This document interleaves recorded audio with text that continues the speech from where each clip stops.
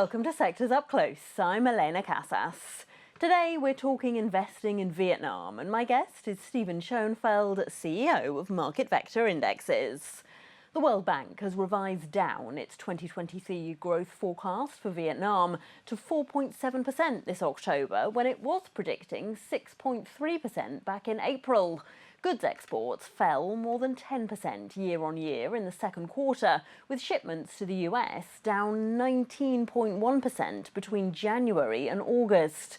The World Bank's economists say Southeast Asia has suffered a blow from the Inflation Reduction and CHIPS Acts, policies designed to boost American manufacturing and reduce dependence on China, but which have hit imports from the whole region.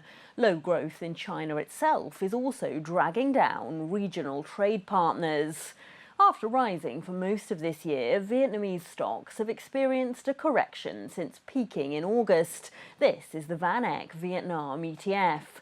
Despite that recent slide, it is still about 14% up year to date, outpacing most emerging markets. So is that simply an overdue correction, or is the economic picture darkening? Let's ask Stephen Schoenfeld of MarketVector Indexes. Stephen, hi. Thanks so much for joining us. Great to be here. Now, economists would have said until recently that Vietnam was benefiting from US-China trade tension since some production was moved from China to Vietnam. Now this World Bank forecast says that Vietnam actually is suffering from protectionist US trade policy. So what do you think is happening there? So the policies are definitely affecting a number of Vietnamese exporters, manufacturers, low value-added manufacturers.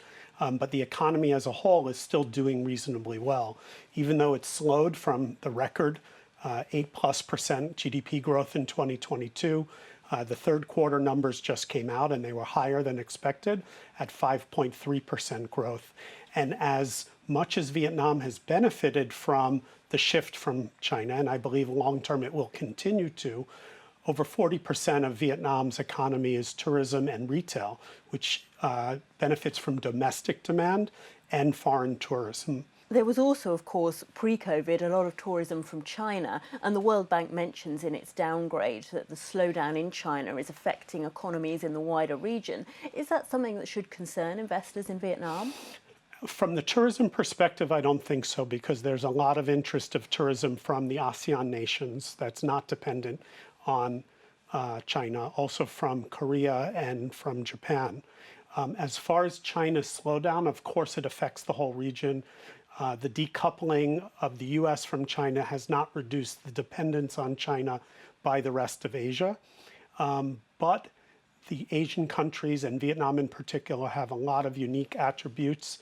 I remain very bullish on Vietnam.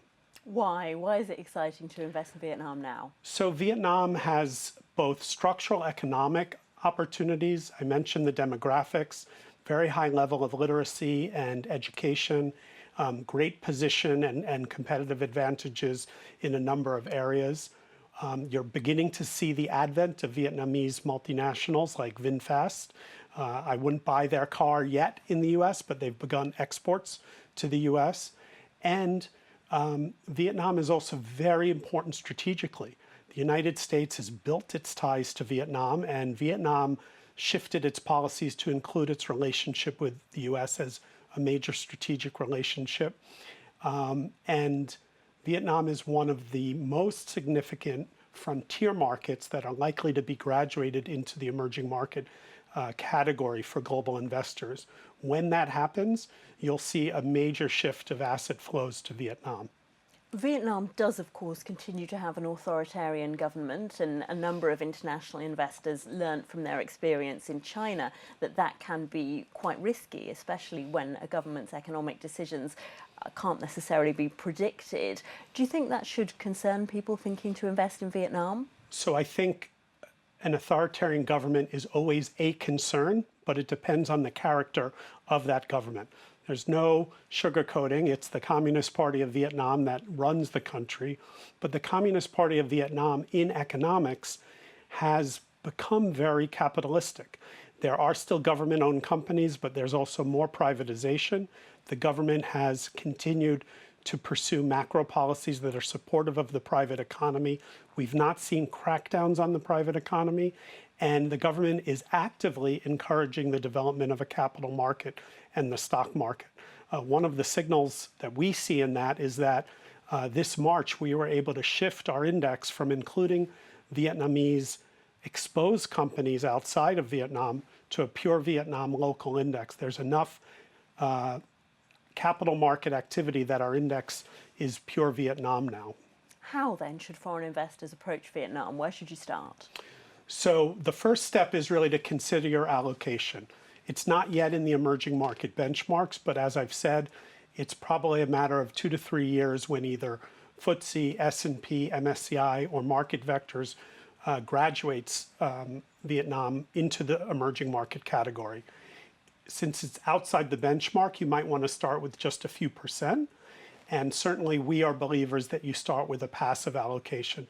If you're going to get a broad exposure to the economy, that should be good enough. We're not big advocates of stock picking in Vietnam just yet. Stephen Schoenfeld, CEO of MarketVector Indexes, thanks so much for joining us. Great to be here. And that's your look at investing in Vietnam. I'm Elena Casas, and this is Reuters.